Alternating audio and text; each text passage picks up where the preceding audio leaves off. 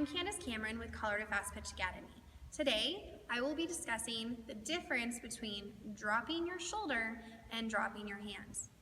One of the things that I find very interesting is how many of my hitting students will come in and tell me that other coaches told them not to drop their shoulder.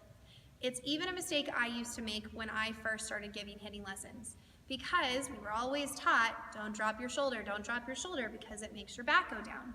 It's actually not completely true. In fact, what you might notice is the difference between someone who hits really successfully and someone who hits a lot of grounders might actually be that the successful hitter does drop their shoulder. So the biggest difference between dropping your shoulder and dropping your hands is this. When I go to make contact, I do want to make sure that my hands don't go down until right before contact.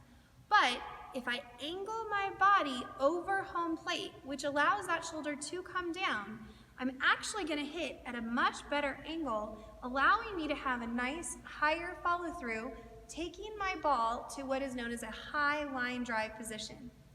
If, however, I keep my shoulders completely straight and swing completely straight, I'm actually going to roll over during contact and I'm going to hit a lot more grounders than if I was able to angle my body. Being a successful hitter is all about the math. More angle of your bat, more angle of your body, better angle of contact, and then better angle you make actually occurring when you make contact. That angled hit upward is what we want to see. We don't want pop-ups, but we do want high line drives because flat line drives get caught. There's 8 people standing in front of you that if you hit a ball that's the same height as they are, you're probably going to catch it.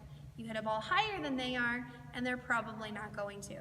That's why we actually do want to drop our shoulder. So again, the difference between dropping your hands and dropping your shoulder is this.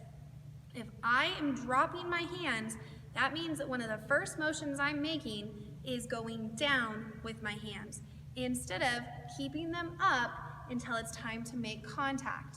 However, I can drop my shoulder and still keep my hands up, allowing me to be able to make contact at the angle that I want to. So we do want you to drop your shoulder a little bit. What we don't want is for you to drop your hands. One little trick you can look for is the shape of a C, sometimes referred to as a backward C shape. If I'm making contact correctly, I'm going to have a backward C shape here with my body, but I'm also going to have a backward C shape that the pitcher can see. If you're the pitcher and I'm making contact correctly, I'm actually doing a C shape over home plate, which does drop my shoulder. If you don't believe me, type in the word softball swing in Google Images and look at all the pictures that you see of college players hitting successfully in college with C shapes. But in order to make a C shape, you have to drop your shoulder.